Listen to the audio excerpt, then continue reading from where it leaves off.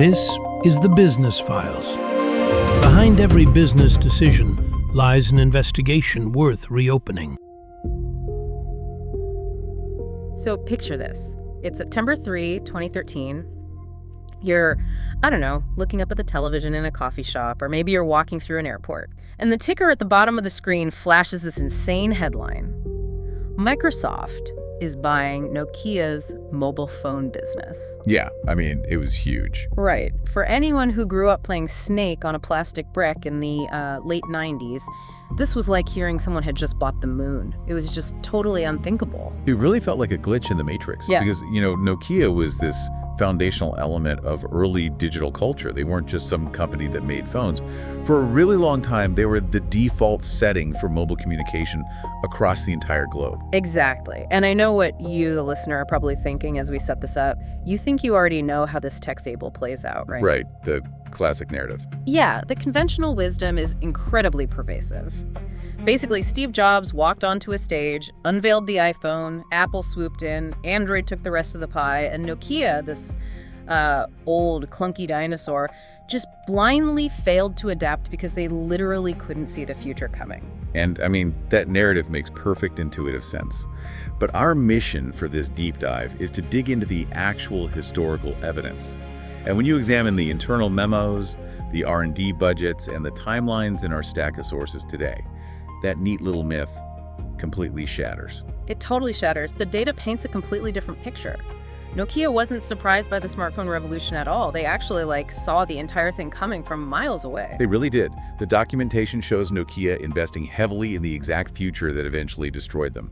Their engineers in Finland were prototyping internet-connected touchscreen devices years before the first iPhone ever reached a consumer. Wait, years before? Yeah, years. Their executives completely understood that software and digital services were the new frontier, and they spent billions of dollars preparing for that shift. Okay, so we have a company that, at its peak, controlled nearly 40% of the global market share. 2 out of every 5 mobile phones on the planet had a Nokia logo. It's an astronomical number. It is. They had endless capital, they had global distribution, and as you just pointed out, they clearly had the vision. So the big question is, how does a company with all of those advantages, a company that literally laid the groundwork for the digital mobile era, lose so spectacularly? Well, we can trace that failure directly back to the crushing weight of their own success. Right. In this deep dive, we are going to analyze the true causes of Nokia's collapse to extract some very hard lessons about business innovation. By breaking down their timeline, we can explain how organizational inertia, literally the very systems that made them a titan, prevented them from transitioning into a software company. Which is such a crucial lesson. But before we can understand how they lost the future, we kind of have to establish just how thoroughly they dominated the past and what the rules of that era actually were. Yeah, because Nokia's corporate roots are incredibly strange, actually. They are so weird. To appreciate the scale of their later paralysis, you have to look at their history of extreme agility. Because Nokia was founded way back in 1865 by a mining engineer, a guy named Frederick Idestam. 1865, that's not exactly the tech boom. No, not at all. They started as a single paper mill operation in southwestern Finland. And over the next century, they just relentlessly reinvented themselves. They expanded into rubber boots, tires, electrical cables. Paper and rubber. It's wild to think about. But the pivot that actually changed the world happened in the early 1990s, right? Exactly. Under their CEO, Jorma Ollila, they made this incredibly bold decision to ditch all those disparate industrial businesses and go completely all in on telecommunications. And their timing was just flawless. Because in 1991, the world's very first commercial GSM digital phone call was made using Nokia equipment. And that GSM standard is crucial context here, because before GSM, mobile phones used analog signals, which were, crackly, unsecure, easily intercepted. Basically glorified walkie-talkies. Pretty much. Yeah. But GSM was the leap to a crisp digital standard. It allowed for better encryption, international roaming, and most importantly, the transmission of data packets, which gave the world SMS text messaging. Oh, wow. So they literally built the foundation for texting. They were at the absolute forefront of building that digital infrastructure. And from there, they just became an absolute juggernaut. While competitors like Ericsson or Motorola were distracted by other electronic sectors, Nokia became fiercely obsessed with engineering, manufacturing efficiency, and global scale. Which paid off massively. By 1998, they overtook Motorola to become the undisputed biggest mobile phone manufacturer in the world. And they achieved that scale while completely defining the culture of the era. I mean, their factories were churning out enormous volumes of devices without ever sacrificing quality or design innovation. Right. The products were instant cultural touchstones. You had the 8110, that super sleek, curved slider phone used in the Matrix. Oh, man. Everyone wanted the Matrix phone. Everyone. And then came the 3210 in 1999, which hid the antenna inside the body and let you pop off the plastic covers to customize it. I definitely had a brightly cover on mine. Of course you did. Yeah. And naturally, a year later came the legendary Nokia 3310. They sold over 120 million units of that single model. The 3310 is basically the ultimate testament to their hardware mastery. It was simple, the battery lasted like a week, and it was famously indestructible. Yeah, the old joke was always that if you dropped an early smartphone, the screen shattered into a million pieces. But if you dropped a Nokia 3310, you had to replace your floor tiles. Exactly. So they were the absolute kings of a very specific game. But the rules of that game evaporated into thin air on January 9, 2007. Yes. Steve Jobs stepping onto the stage at the Macworld keynote in San Francisco. He introduces a widescreen iPod, a mobile phone, and an internet communicator. And then he reveals they're all a single device, the iPhone. We all know the iPhone was revolutionary, obviously. But in the context of Nokia's specific business model, how did it shift the paradigm so drastically? So prior to 2007, competition in the mobile space was strictly a hardware optimization race. Companies competed on physical metrics, right? Like size and battery life? Exactly. Yeah. Who has the smallest device? Yeah. Who has the longest battery life? Who has the most durable screen and the strongest cellular reception? And Nokia was the heavyweight champion of those metrics. Untouchable, really. But Apple, and shortly after Google with the open source Android operating system, changed the definition of what a phone actually was. They made the physical hardware secondary to the software. By turning the phone into a blank canvas. Precisely. A canvas that gets better after you buy it, through continuous updates and an ecosystem of applications. Okay, let's unpack this with an analogy because I think this is key. Imagine Nokia spent 20 years figuring out how to build the fastest, most reliable, most fuel-efficient car in the world, and they completely dominate the auto industry. Okay, I like where this is going. Then Apple and Google show up, but they aren't just selling cars. They are building an entirely new, pristine highway network, complete with gas stations, drive-thrus, and mechanics on every corner. That highway network is the software ecosystem. That's a great way to look at it. So Nokia is sitting there with an absolute masterpiece of a car, but they have no idea how to pour concrete for a highway. That perfectly captures the shift.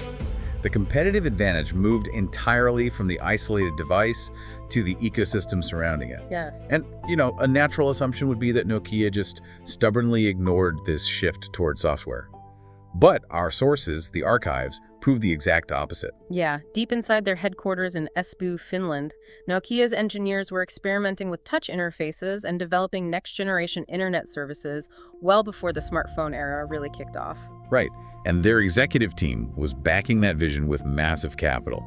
In 2007, the very same year the iPhone launched, Nokia spent over $8 billion to acquire a digital mapping company called Navteq. $8 billion in 2007. It's a massive bet. They accurately predicted that location-based services, the underlying technology for what we now know as Google Maps, Uber, or food delivery, would be the absolute bedrock of future mobile platforms. And even on the hardware front, they weren't getting immediately crushed. Also in 2007, Nokia launched their flagship N95, and on a pure hardware spec sheet, it was a beast. Oh, totally. It was incredibly powerful. It had built-in GPS, Wi-Fi, and a 5-megapixel camera that vastly exceeded the capabilities of the very first iPhone. So wait, if they had the foresight to drop $8 billion on digital mapping, and they had the N95 beating Apple in raw specs, what was the actual mechanism that caused them to lose their lead so quickly? This is where we have to look at the crushing reality of organizational inertia. It's fascinating. Nokia had tens of thousands of brilliant engineers, but they were walled off into completely isolated competing business units. Classic corporate silos. The worst kind. You had a massive team running Symbian, their existing software platform that powered hundreds of millions of devices and, paid all the bills. Then you had an entirely separate team developing MeGo, which was their ambitious Linux-based operating system meant for the future. So they were basically fighting a civil war inside their own headquarters, competing for funding, executive attention, engineering resources. Exactly. And they were doing this within a corporate structure optimized entirely for heavy manufacturing. Nokia was built to churn out dozens of different hardware products every single year. Right, because hardware is a totally different beast. It is. Think about how a traditional hardware supply chain works. You have to lock in plastic molding schedules, component sourcing, assembly line tooling like 18 months in advance. Management review processes were incredibly rigid just to ensure those physical supply chains didn't fail. So you can't just pivot a heavy manufacturing giant into an agile software development shop overnight. You really can't. I mean, imagine a Nokia software engineer trying to push an urgent, innovative update for the Symbian operating system.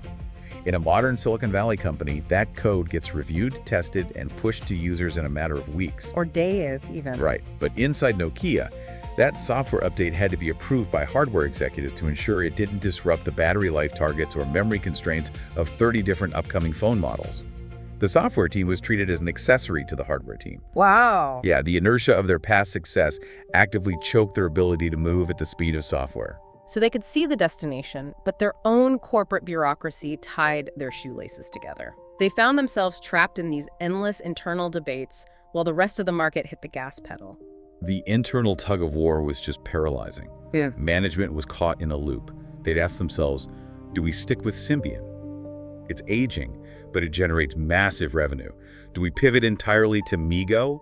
It's the future, but it's not ready. It might take years to perfect. Or do we adopt Android? Which would mean giving up their software independence entirely. They'd become just another interchangeable hardware manufacturer in Google's world. Exactly.